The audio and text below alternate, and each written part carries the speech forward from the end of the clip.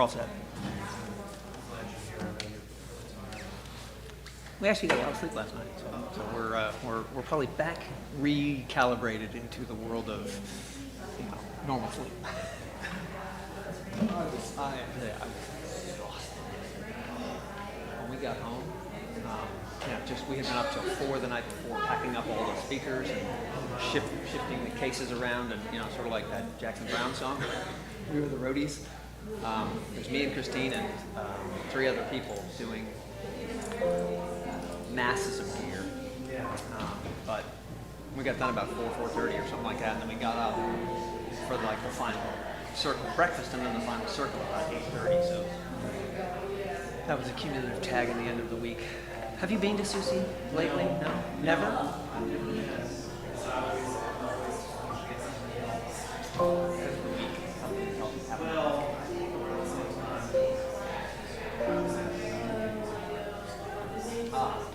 And that's at the same time as Susie? Well, it's usually similar.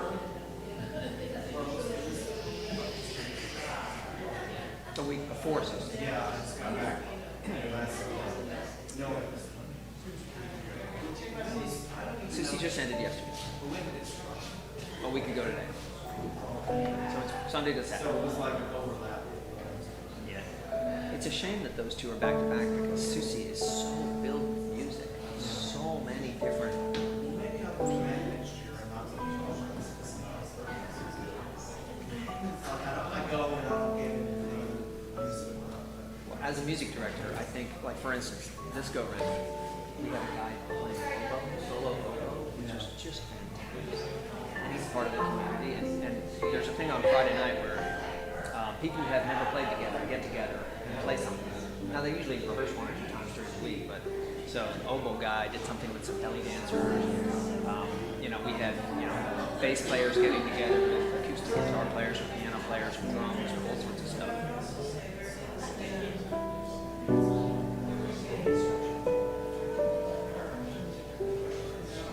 Well, but for me, just to hear the different groups because, maybe there's a lot of light. Yeah. So there are a lot of people that you might have that.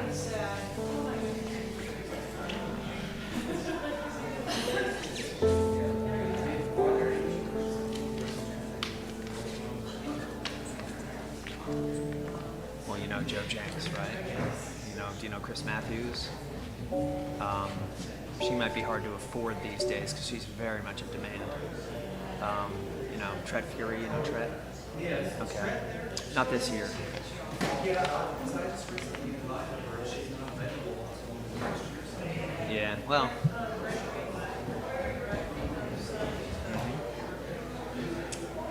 Pat Wichter, does Pat do? Oh, okay.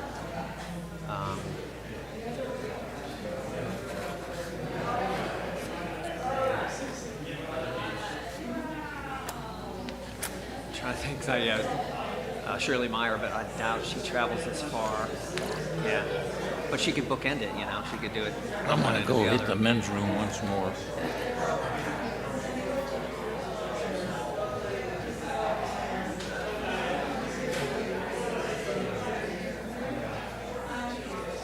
Let me toss this.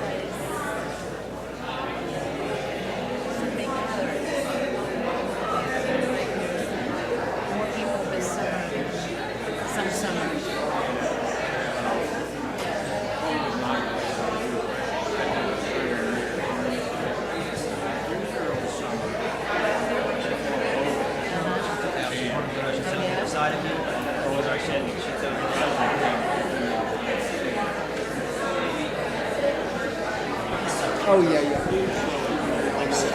Right, okay. And it's 1 and 2. Okay. Just watch it on YouTube. I've done that.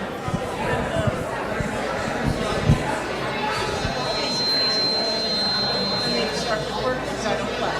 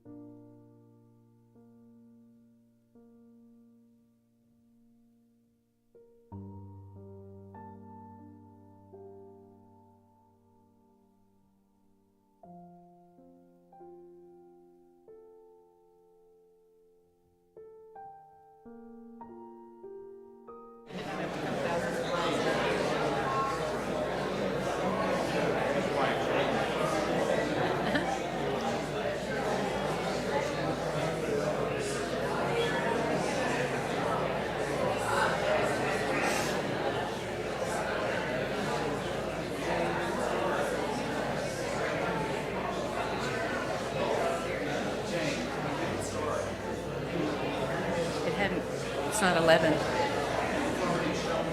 Okay.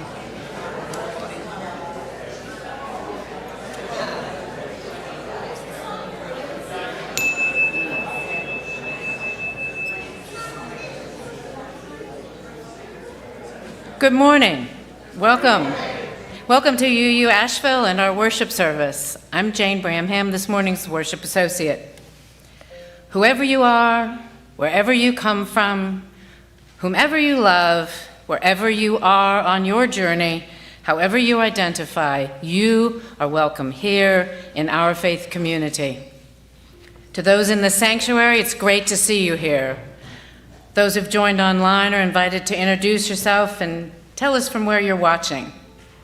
We are glad to share this service with all of you. This morning, we consider the topic evil. What is evil? Is it of us, part of the human condition? Can evil be put behind us? And is that so that we have a good-only world? How do we understand evil? and what do we do about it? This morning's service is led by Tobias Van Buren, UU minister from 1967 to 79, serving Atlanta, Baton Rouge, and Beverly, Massachusetts, who then became a commercial fisherman in the marshes and harbor near Charleston, South Carolina. He and his wife Winslow are members here at UUCA. Thank you, Tobias.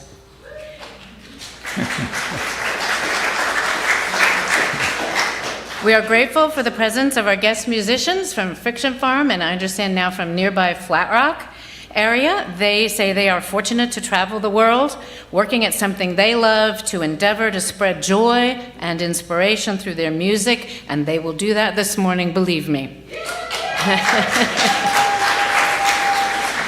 Our music director, Les Downs, is here. Welcome back from your short vacation, Les. And a special welcome to those of you who are en route home from SUSE, our Southeast UU Summer Institute, the week-long gathering that just happened at Western Carolina University campus. Welcome. The beautiful flowers this morning are given by Anne and Jerry McClellan. They're each celebrating a birthday and their 20th wedding anniversary. Congratulations. Let us now prepare for worship with today's centering music.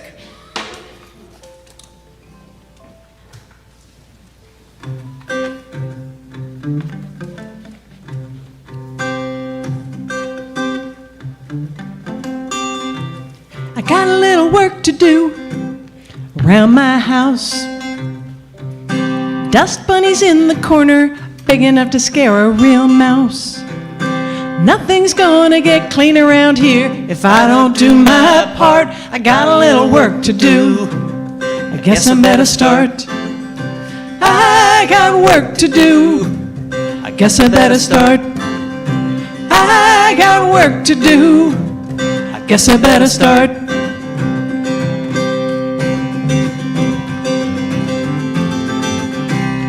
Got a little work to do around my yard.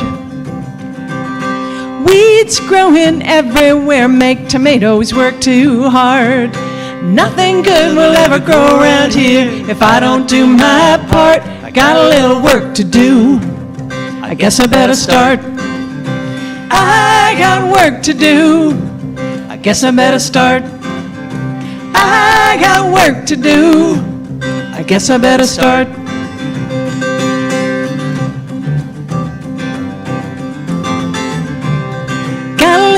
To do around my town. Cracks in public buildings might bring this whole thing down. Nothing's gonna get fixed around here if I don't do my part. I got a little work to do. I guess I better start.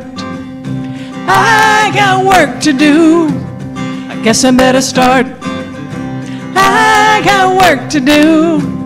I guess I better start.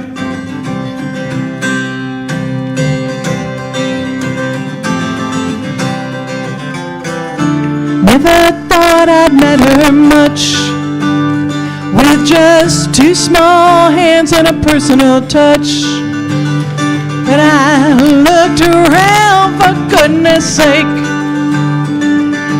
One more little push might be all it takes. We got a little work to do around this place. You and me together might be all it takes. We can set things right round here if we do our part. We got a little work to do. I guess we better start. We got work to do. I guess we better start. We got work to do. I guess we better start. I got work to do.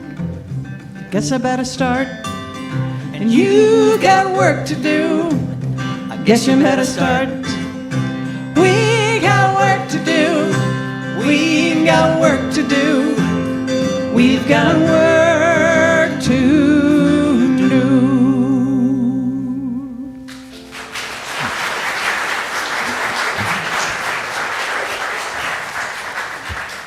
Well, as they say on TV, thanks for having me. I truly appreciate your presence and attention. The subject is a tricky thing to cope with in our lives, and also for writing this sermon. I rewrote it about 5 or 6 times. So the chalice lighting this morning, Jane is going to do that. And these words are from Isaiah, chapter 58. If you remove the yoke from among you, the pointing of the finger, the speaking of evil, if instead you offer food to the hungry and address the needs of the afflicted, then shall your ruins be rebuilt. You shall be called the repairer of the breach, the restorer of streets to dwell in. And God will guide you continually and make your bones strong. Well, we all need strong bones, don't we? Especially we elderly. And as for God guiding us continually, that would be nice too. So that's the first hymn at this point is, I want to mention, is a very catching, engaging melody. There have been a number of lyrics in the Orthodox Church. I find myself whistling and humming it, and maybe you will too. In fact, Winslow let me know that maybe I've whistled it too many times around the house. She's nodding. So we use this 1923 version of the lyrics by the prolific American poet, novelist, editor, and children's book author, Louis Untermeyer. May nothing evil cross this door. Rise as you are able in body and spirit, please.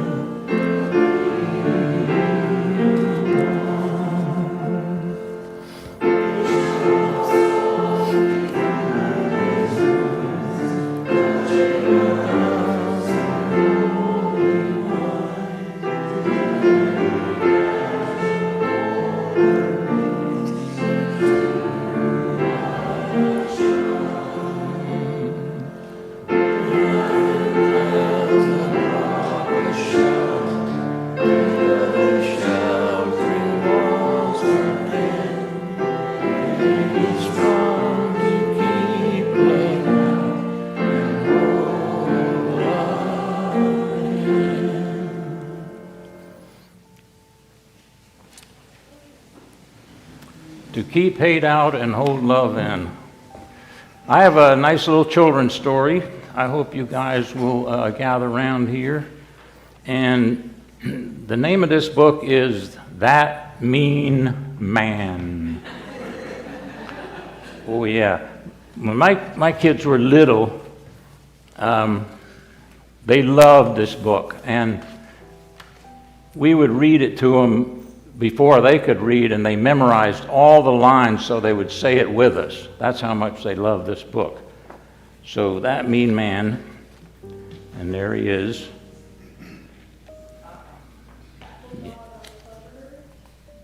Okay.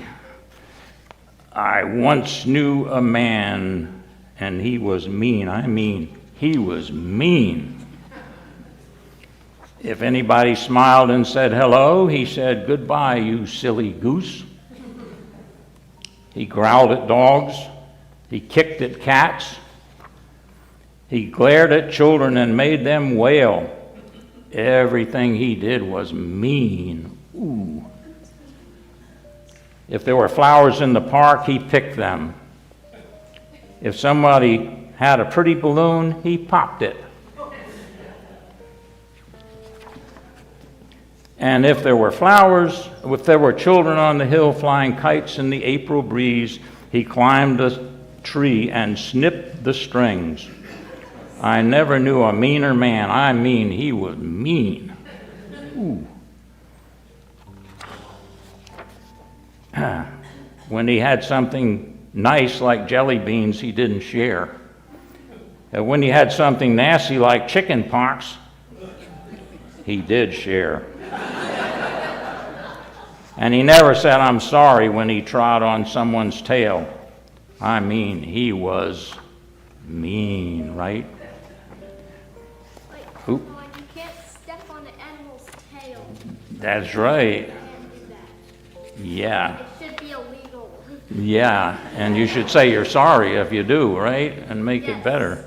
And you should feed them treats. Treats. Forgiveness treats. Forgiveness treat. One day, as that mean man was walking about looking for trouble, whom should he meet but, sneaking down the street, but a mean woman. They knew at a glance they were meant for each other. It was a lovely wedding with meats and sweets and wedding cake. Nobody was invited.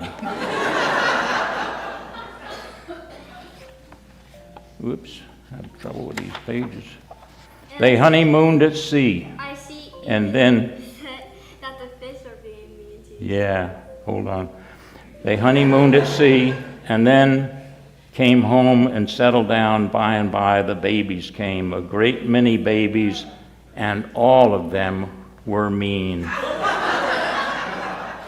It looks like they're fighting. They yelled all day, they howled all night, and the older they got, the meaner they grew. They crayoned on walls and ceilings and floors. They ripped the pictures out of books. Ooh. How the heck did And they they, on the ceiling? yeah, I don't know. They spilled their cocoa, slopped their soup. They poured their milk on the pussycat. Oh. And That's a big milk. the tricks they played on that mean man: salt in his coffee, sugar in his soup, frogs and spiders and snakes in the bed, Oh. snapping turtles in his bath, water bombs, firecrackers, I think the kids are even And- than the grown-ups are. yeah, hold up. And in the yard, they put up a sign, "City dump, we need your trash." So look what happened. The yard was full of people's trash. By the time those children were grown and gone, that mean man was worn out. I mean, he was pooped. He put on his nightcap and went to bed, and that's where he stayed for the rest of his life. The rest of his life, the silly goose.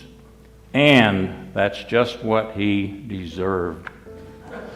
So, what do you guys think? Did he deserve that or not? He deserved it. You think he did? How about the rest of you? You think he deserved it? He was yelling at cats. Do you- Kind of. Yeah, Anybody he else? definitely deserved it. Yeah. Well, it's a very funny story, and as I said, kids love it. But it's kind of sad in a way, isn't it? Anybody think it's sad?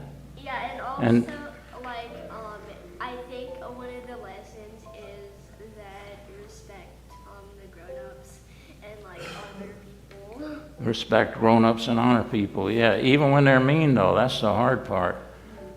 What do you do when a grown-up is mean? So. Yeah, just kind of don't be really. You don't give them a nickel or any gifts for a while until they start being nicer to you. Yeah, rewards. Well, anyway, I'm glad you enjoyed it, everyone. And, I think maybe if you talk about it later, you might talk about what could be another ending if you were writing this story. Could there be another ending? Or should there be? Okay, we're going to sing the kids out. Now, children and youth, we invite you to religious exploration. You will be sung out of the sanctuary. Meet your group leaders in the foyer or Sandberg Hall. Go to the classes together. Look for an adult holding the sign for your grade to find your group. Parents, if you are new or visiting, please escort your children to their class so you can meet the group leaders and find out where to pick up your child after worship.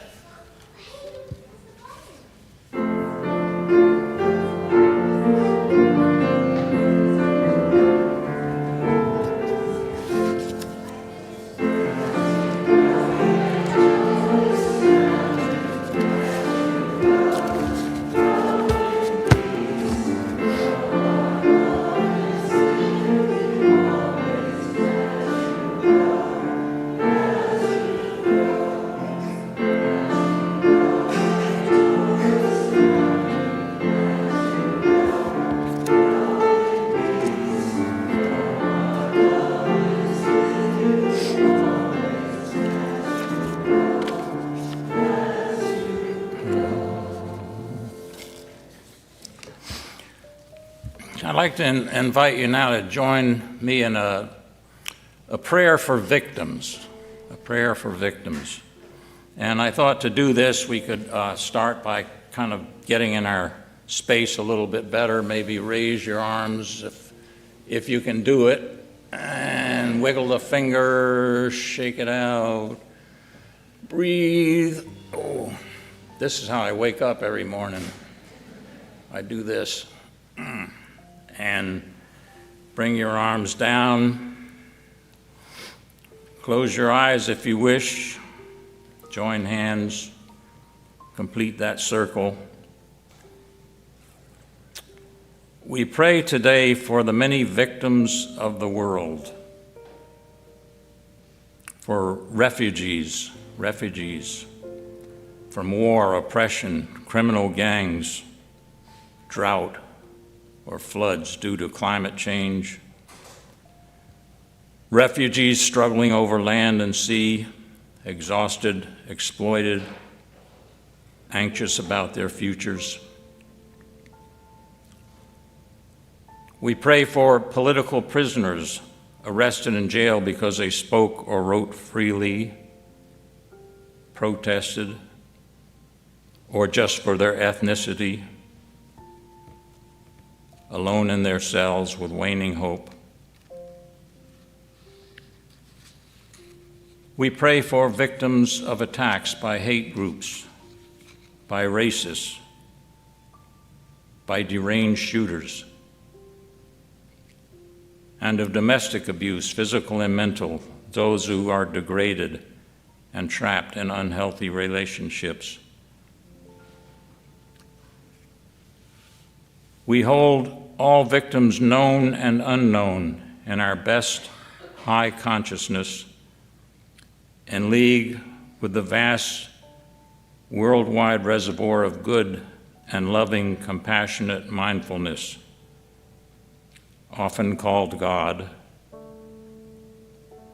and pray that they do not lose hope and know that good people everywhere are caring about them, holding love for them, and will not forget. Amen. Now is the time for acknowledging our joys or sorrows with our candle lighting ritual. If you're in the sanctuary, please feel free to come forward to light a candle. If you're online, please write in the chat box any joys or sorrows that you would like to share with the congregation.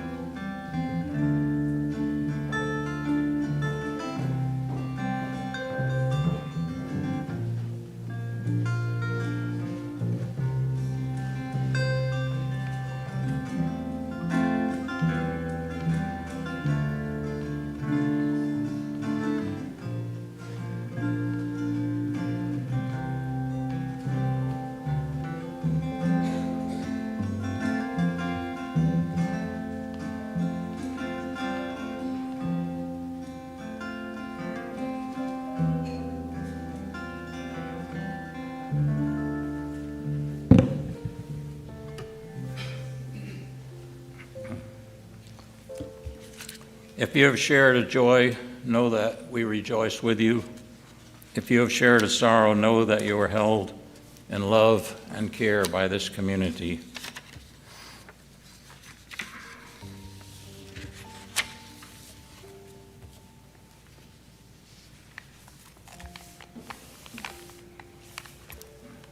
Deliver us from evil.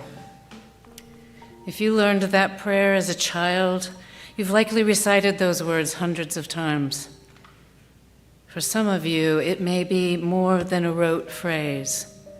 It may carry that other translation where the evildoer has a specific identity. I pick out and mail dozens of postcards when I travel.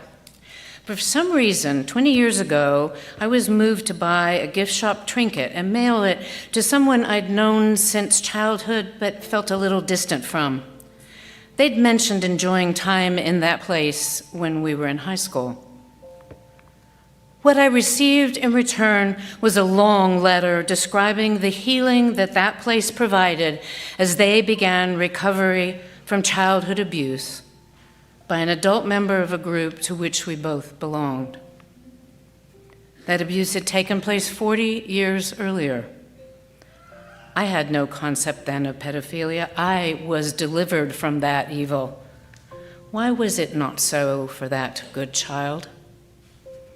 For them, the now 60-year journey goes beyond a good and evil binary. They were believed by the few adults they told, but the choices the adults made in response were sometimes hurtful rather than healing. In the silence around abuse, what seemed protective likely allowed evil to continue to do its work.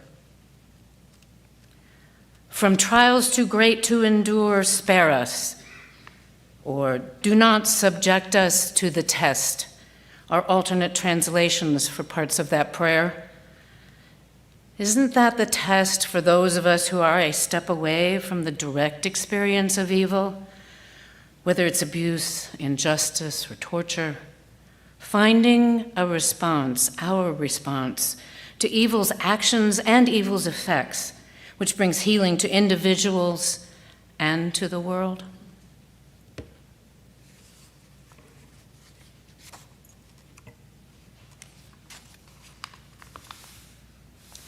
This reading is from Evil and Investigation, a book by Lance Morrow, a journalist.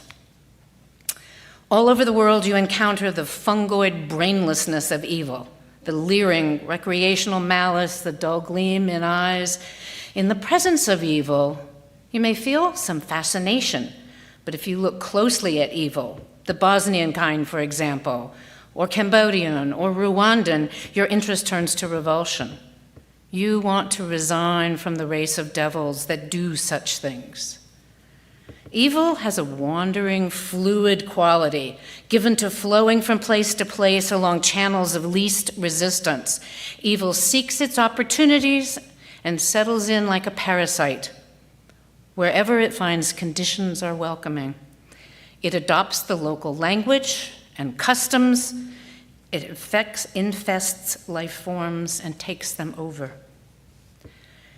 Evil globalizes, routinizes, and normalizes itself. Evil plays with mirrors in order to confuse the mind and erase distinctions between itself and good, which is why evil is elusive and difficult to think about. The question seems to be not whether evil exists, but how to organize our thinking about evil in the face of its confusing multiplicity.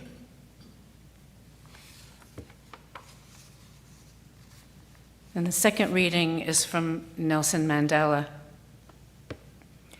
Even in the grimmest times in prison, when my comrades and I were pushed to our limits, I would see a glimmer of humanity in one of the guards, perhaps for just a second, but it was enough to reassure me and keep me going. No one is born hating another person because of the color of their skin or their background or their religion. People must learn to hate And if they can learn to hate, they can be taught to love, for love comes more naturally to the human heart than the opposite.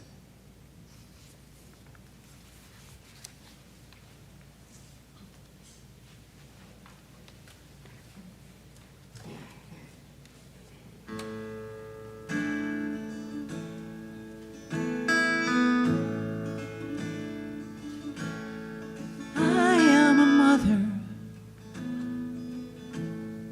I have 2 daughters, 9 years old, 5 3/4. I dropped them at school. I wave goodbye till they're with their friends and their teachers safe inside.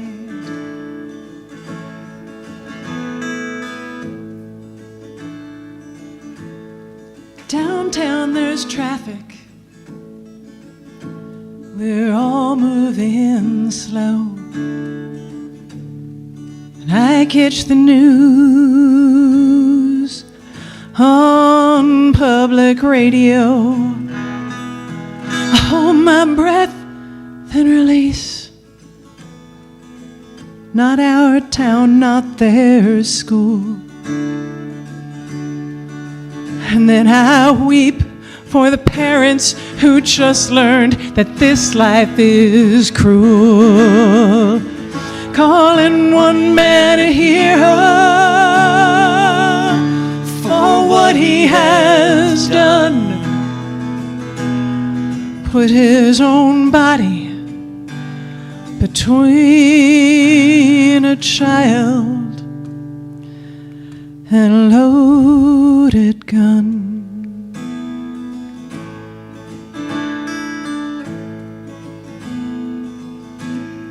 The girls are in bed now.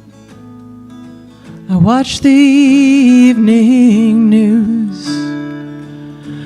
There's no talk of mothers or children, just 2 sides in a fight we all lose. Calling one man a traitor for what he has done. Tried to put a law between a child and a loaded gun.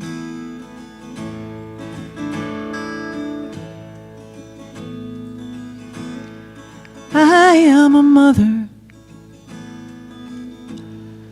I have 2 daughters, 9 years old, 5 3/4.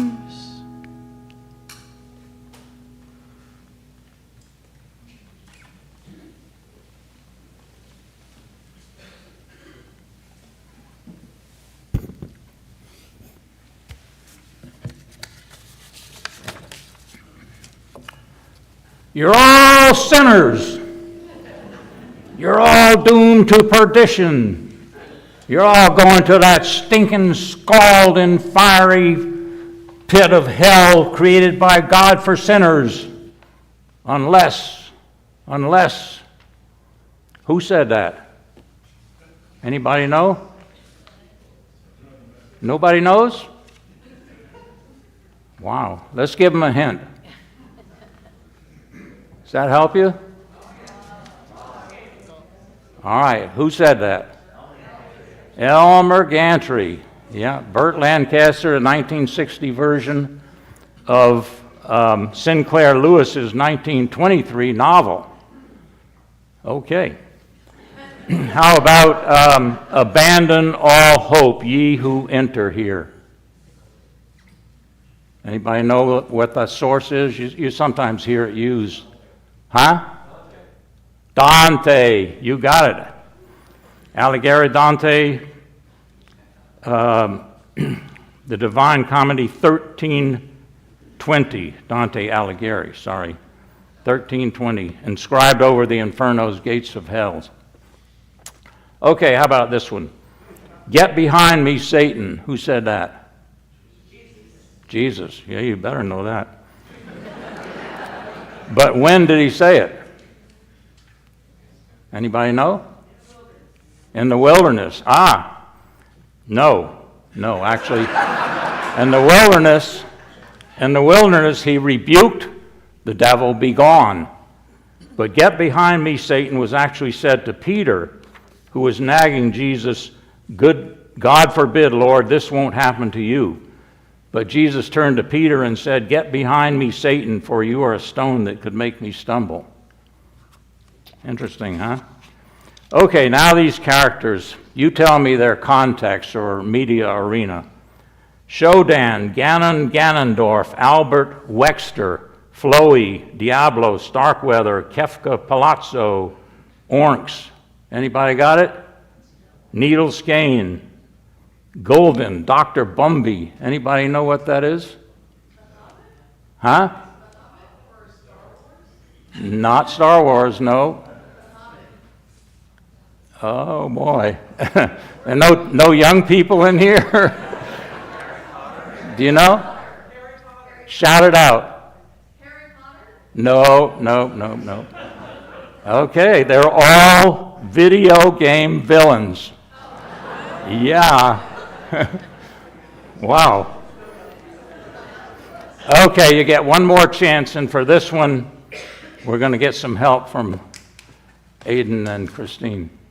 When I was a little boy, When I was just a boy. and the devil called my name. When I was Hey, wait, hold your answer till we get through. Who Ah, do you finish. think you're fooling? There you go. James, I'm going to get you for that. James is our resident nostalgia guy, so. Okay, you get a B minus.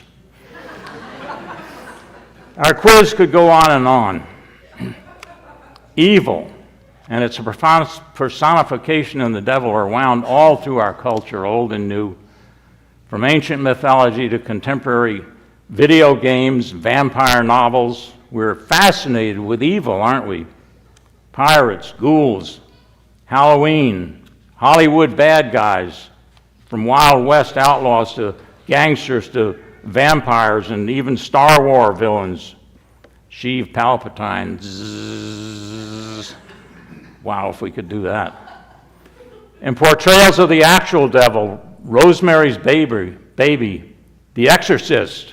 Did you see that? My head went all the way around. In literature, too, the underworld is more vivid than the overworld. Art, literature. In Dante's Inferno, the panderers and seducers are whipped by vicious harpies, gluttons eternally devoured by a giant worm, and the sycophants. Weren't there some of those in the White House 4 years ago? Swimming forever in a river of you-know-what. These striking images are so much more vivid than the anodyne, boring images of Paradiso or heaven, where the angels have little to do and no conflict. So evil intrigues us, entertains us, sometimes fascinates us, and perhaps that's all it should be, just amusement, a game kept in the hall closet, pulled out now and then for fun. Like Halloween, fun, isn't it?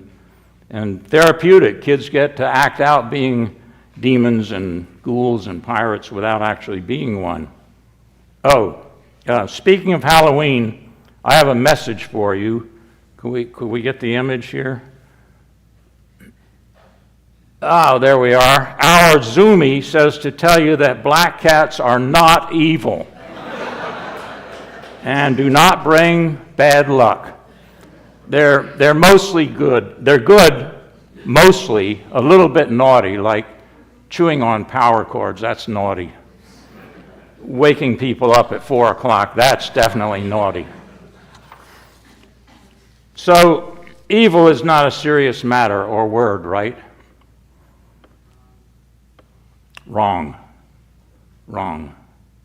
Because we know also that beneath the veneer of funny fun, evil is real and present and not fun. We know the long human history of war and genocide and torture and oppression. Right from the Old Testament, David was a killer. David, who wrote those nice Psalms, slew the Philistines, the Geshurites, the Gezrites, the Moabites, the Edomites, all slain with a great slaughter, we read. David did not keep alive man nor woman, 18,000 in one day. From that to the Crusades, to the Holocaust and Gulag, to the daily images of bombed hospitals and schools orchestrated by the madman Putin, there is murder throughout our history. Our own country founded on genocide and the displacement of an entire population and built on the backs of slaves. And today, right now, there are 27 active wars in the world, according to the Geneva Academy, and many more dangerous conflicts.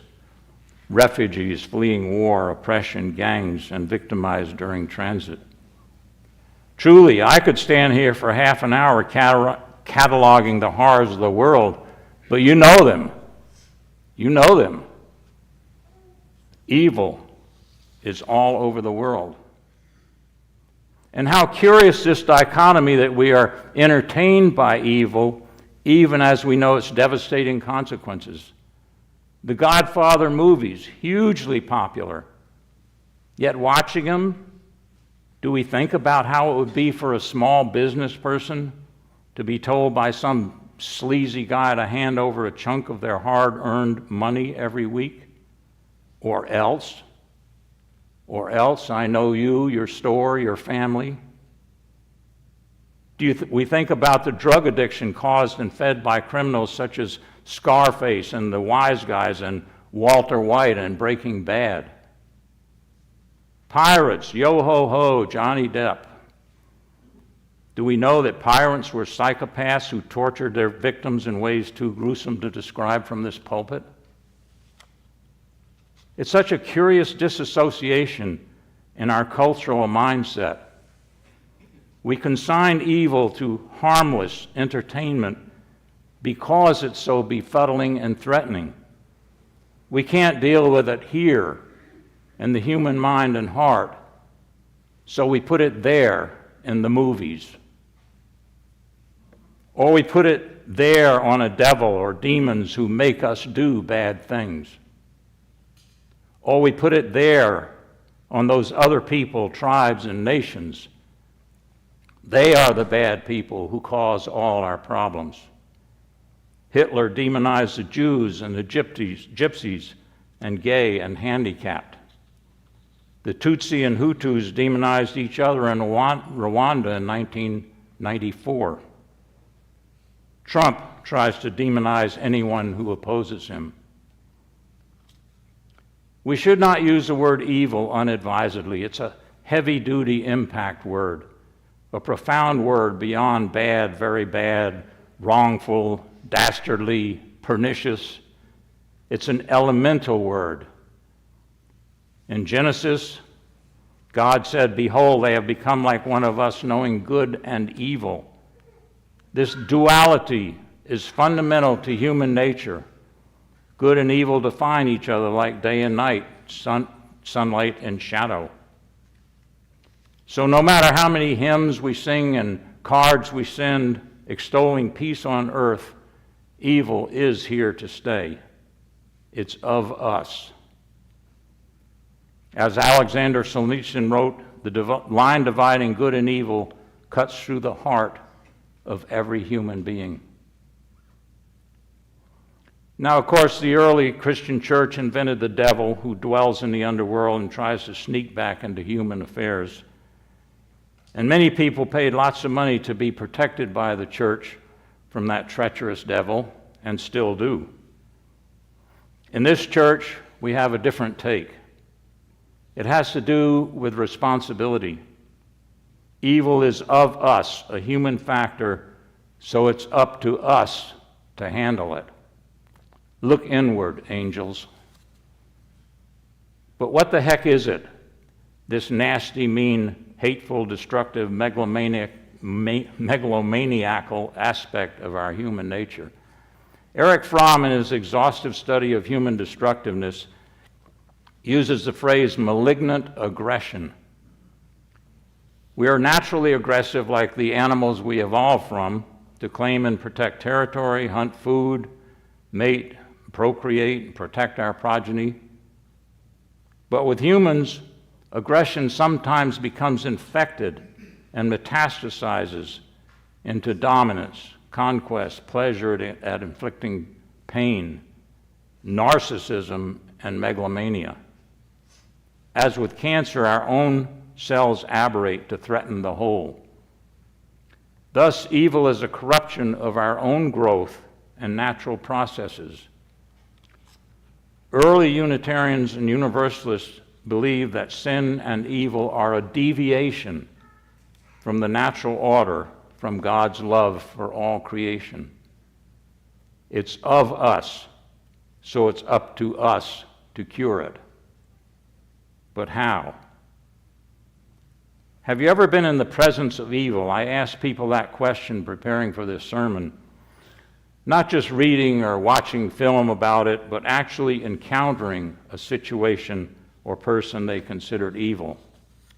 And I heard some frightening answers about predation, cruelty, hard situations such as Jane referred to, and personal encounters bringing a dank chill, a foreboding as if evil had an odor. Get away right now, some voice warned. I experienced that once when a drunk man pointed a gun at me and said, "Turn around, you SOB, I'm going to kill you." I didn't know what to do. It seemed unwise to step toward him to attempt to halt him or calm him, so I did as he said. I turned around and slowly walked away. He didn't shoot me. I'm still here. But I still recall vividly my raw terror, the thick compression of that moment, my squeezed breath. I think about that and imagine how it must be for people in dangerous neighborhoods who are often gun-threatened, and for victims of our almost daily school shootings in malls and theaters. As Christine sang, we weep for the parents who just learned. The drunk waving his pistol left eventually, I don't remember how, but the sheriff came later. This was at a regional LRY retreat at a conference center in the Tennessee mountains, late spring 1968. LRY, Liberal Religious Youth, was our UU association of teenagers back then, and several hundred had gathered at this conclave. Now, LRY had a problem. Some of the kids who went through it got so enmeshed, as teens will do, that they stayed on until they became 19, 20, and even older. So this big youth gathering wasn't just teenagers. There were rumors that the older kids brought drugs into the campground, marijuana, LSD, and there was nudity, especially in the swimming hole. Again, this was 1968. That crucible year of free love and Vietnam War protests and civil rights all coming to an explosive head. And all of these head streams flowed into this mountain retreat, young people trying to comprehend and cope and be okay about themselves. I was a novice minister, just out of seminary, and newly employed by the big UU church in Atlanta as assistant minister. I'd agreed to be one of the camp counselors. Well, it soon became apparent that the nude swimming was being watched by locals in the woods up on the hillside. And soon after that, the drunk guy wandered into camp waving his gun. So the sheriff came to the campground to inform us. There was going to be a confrontation that night at the park gate. Stay in your cabins, he warned. Curious, I asked if I could witness that confrontation.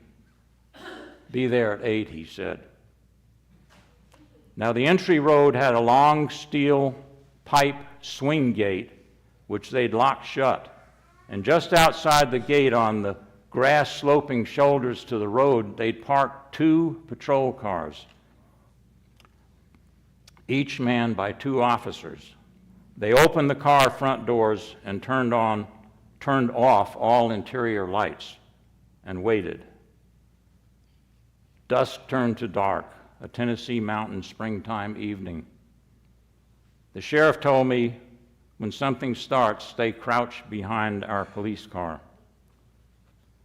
2 hours later, a truck, open bed, mid-size, drove toward us and slowed as it approached the gate.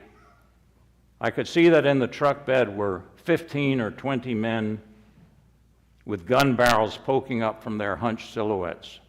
Lots of guns. The truck stopped.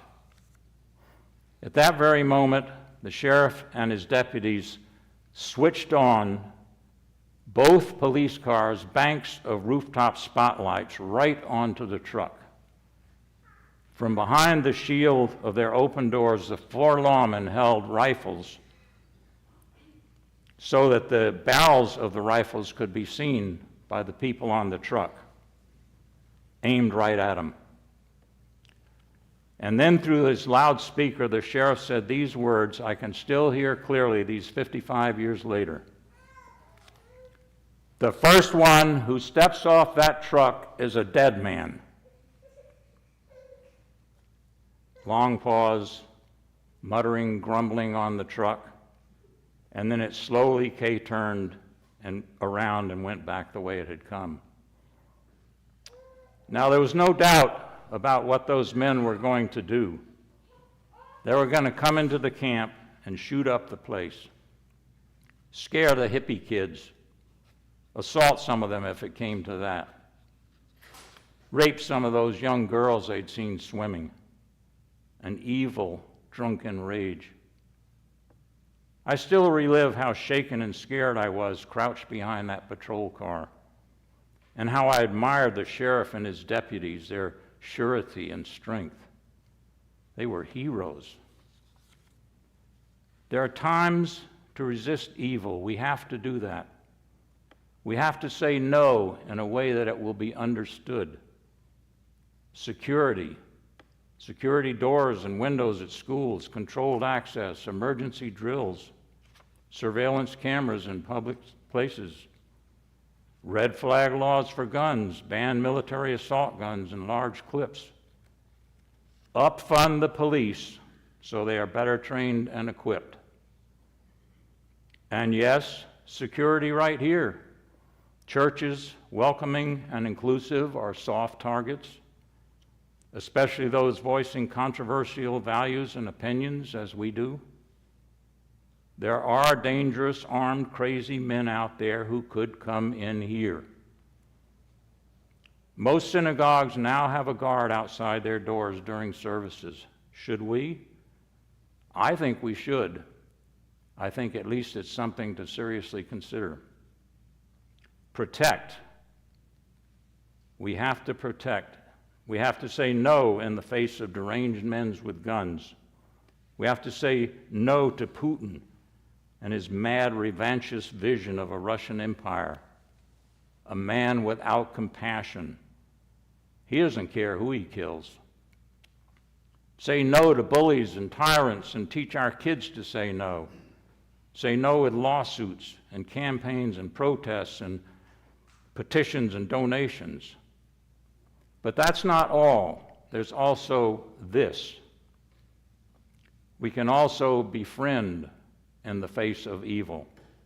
Listen, ask questions, instigate dialogue, try to get behind that vengeful anger.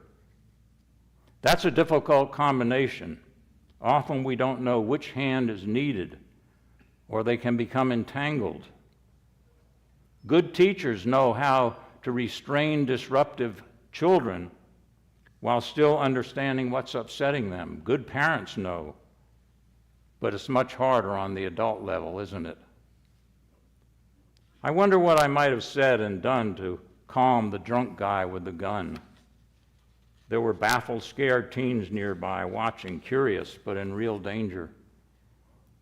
What if I'd asked his name and told him mine? What if I had invited him to chat over at one of the picnic tables, talk calmly and asked about his family, his work, his frustrations, and voiced agreement? Life can be tough, for sure. I could have asked him if he goes to church, invited him to pray with me, and asked him to please put the gun away. Would that have worked? There's so much rage now, seething political anger. The Southern Poverty Law Center identifies 523 hate groups in the country, 27 right here in North Carolina. That's neo-Nazi, anti-Semitic, white nationalist, anti-immigrant. Crazed shootings almost every day, political invective, road rage over a bumper sticker. The widening gap has become a chasm. Our first UU principle is to affirm the worth and dignity of every person. How do we do that with our adversaries, with January 6 racist, anti-Semitic militia guys?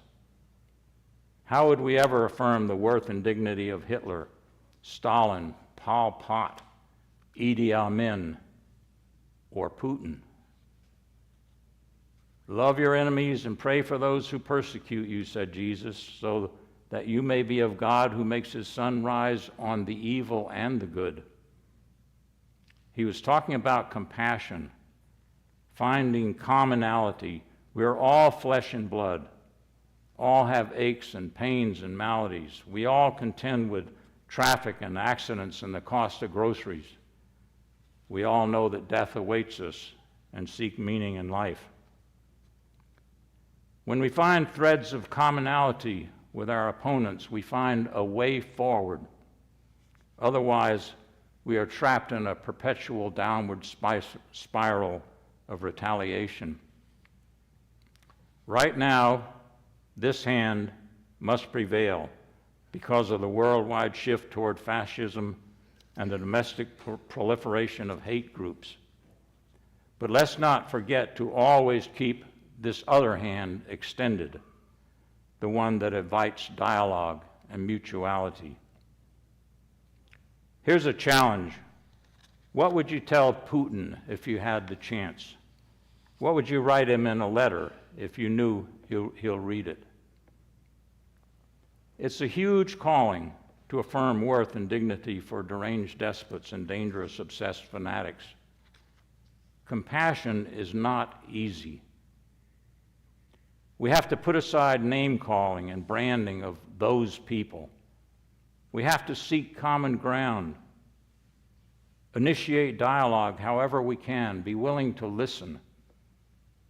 And we have to look inward at the vengefulness and contempt and, yes, hate that may lie in our own hearts and minds.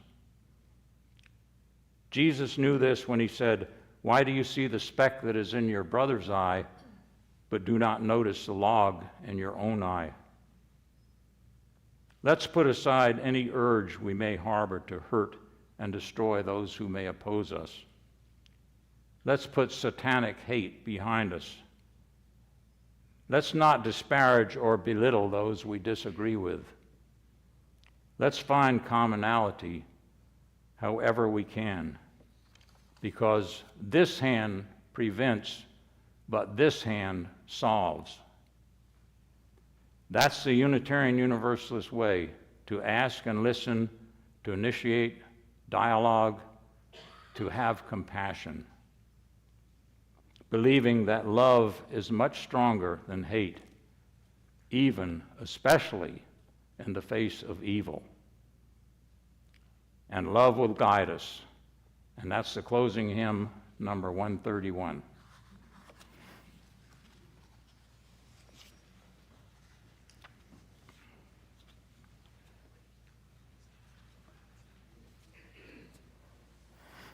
Please rise as you are able or want to.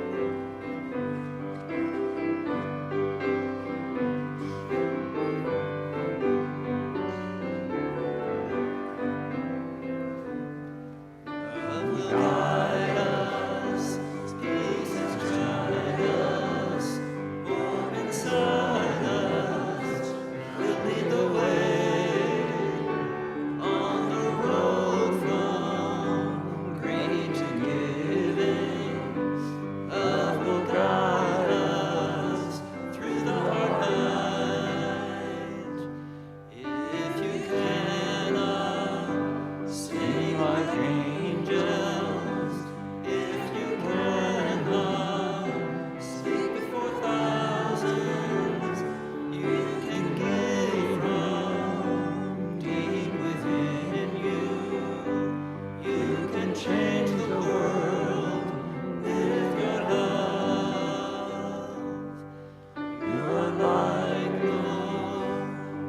other be. What you can give, no other can give. For the future of our precious children. To the future of the world where we live.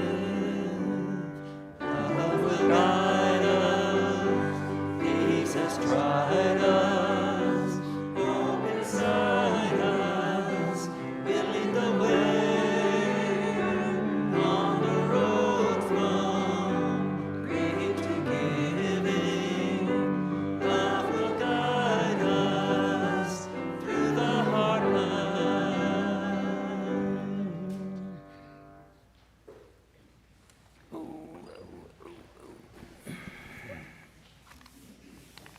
Now is the time for the work of the congregation. Announcement slides which ran at the beginning of the service can be reviewed on the YouTube video or referred to in Thursday's weekly news. If you don't get the e-news, ask an usher to show you how to sign up. Now is the time when we like to welcome our visitors by asking if you're willing to stand and tell us your name and where you're visiting from, close or far. A microphone will come around to you. Do we have some visitors with us today? Hello, I'm J.B. Foster. I'm fairly newly arrived in Asheville. We came from Atlanta, and we feel like we have died and gone to heaven. You have. Thank you. Thank you for having us. Oh, welcome. And I'm Reiner Lutka. I am the better half, or the she's the better half. Goes both ways. Welcome.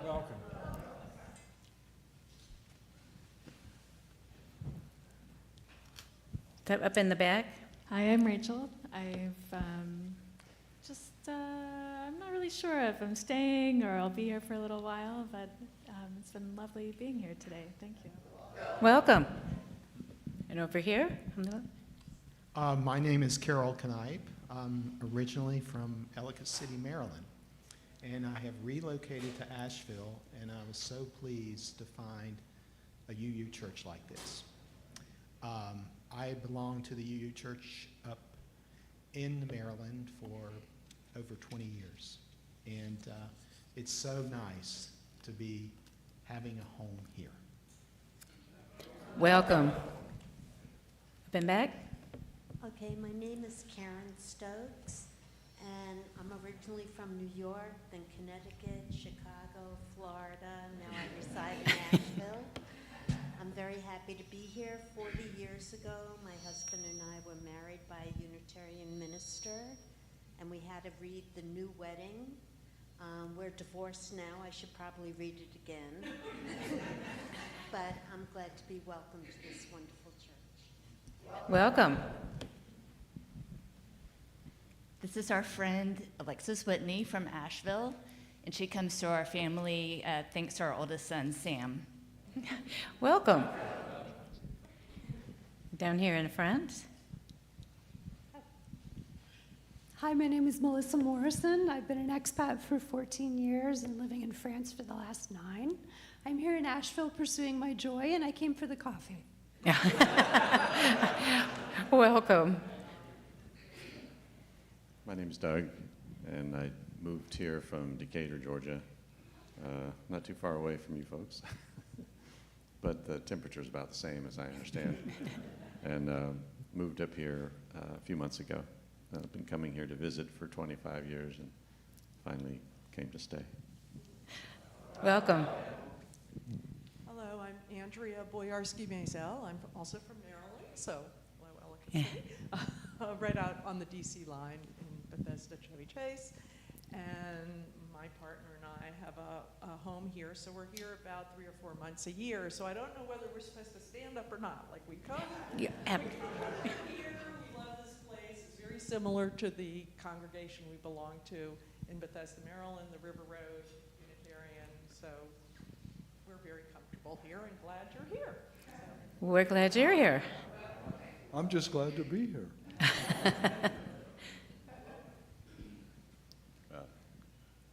I'm Bill and Jeannie. We're from Bonita Springs, Florida. and I'd like to comment on the remarkable presentation from this young man sitting over here today. Time and again in Unitarian Universalist congregations, I hear this quality of presentation. I'd like to have a hand of applause for this remarkable man.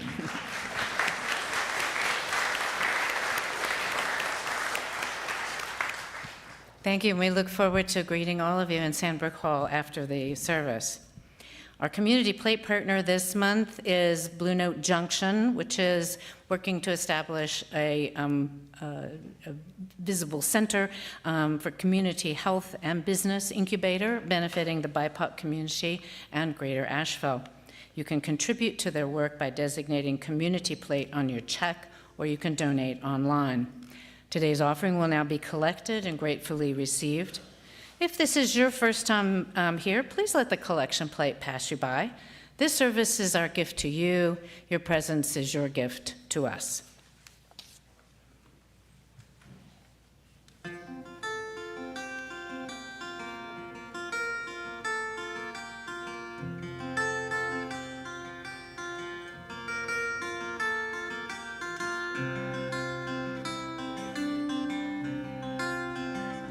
Spread a little sunshine, be a ray of light.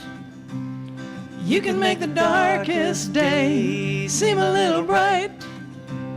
Spread a little sunshine, be a ray of light. No time like the present to make the future bright. I got a new pair of pants with no holes in the pockets. I got a few coins in there and I like the way they sound. But every song sounds better when everybody sings along. Gonna spread those coins around. Spread a little sunshine, be a ray of light. You can make the darkest day seem a little bright. Spread a little sunshine, be a ray of light. No time like the present to make the future bright. Well, like a magic trick, those coins find hands that need. It takes so little to stand on solid ground. A little bit of independence brings so much peace of mind. Gonna spread that joy around. Spread a little sunshine, be a ray of light. You can make the darkest day seem a little bright. Spread a little sunshine, be a ray of light. No time like the present to make the future bright.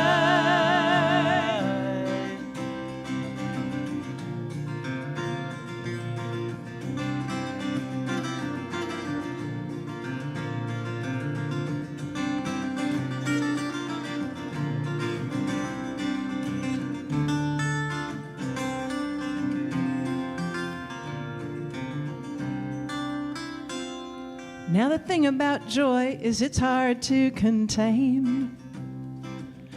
Once it's on the move, with no telling where it's bound. You know we'll all feel better when we all feel better. Gonna spread that love around. There's enough to go around. Spread a little sunshine, be a ray of light. You can make the darkest day seem a little bright. Spread a little sunshine, be a ray of light. No time like the present to make the future bright. Spread a little sunshine, make the future bright.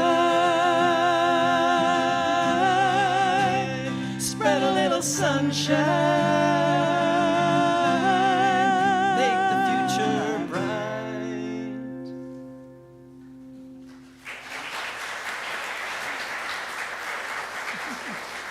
Thank you. And for the gifts of your time, presence, talents, and treasure, we are grateful. Now we extinguish the chalice to these words, abandon all hate, ye who enter here. Get behind us, Satan, where you belong. We are not sinners going to any kind of perdition, but everyday saints going forth to ordinary, happy, and loving lives. For love is much stronger than hate, and it will guide us, show us the way. Amen. Now we, let's see, where's my thing? We have the closing song, Please Rise in Body of Spirit, followed by the postlude, More Wonderful Songs by Friction Farm. If you need to leave during the postlude, please do so quietly so others can enjoy the music. And all are invited to a time of fellowship and refreshment over in Sandburg Hall.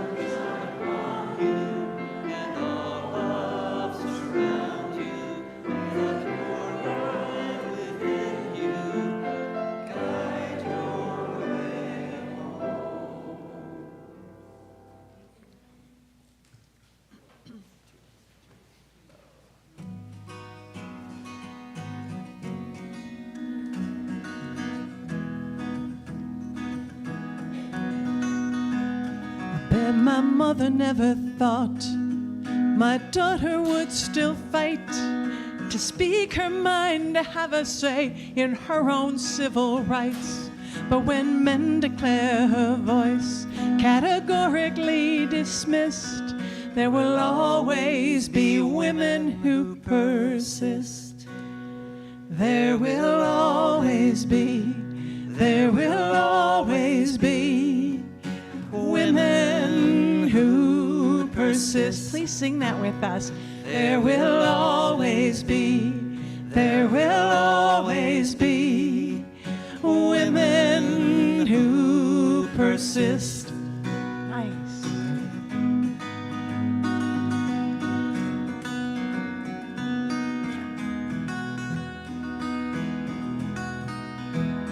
My forefathers came by ship, together with their clan. Architects of their own dreams, was this part of the plan? For every thug who rides a gate with a raised, clenched fist, there will always be men who coexist. There will always be men who coexist. There will always be men who coexist.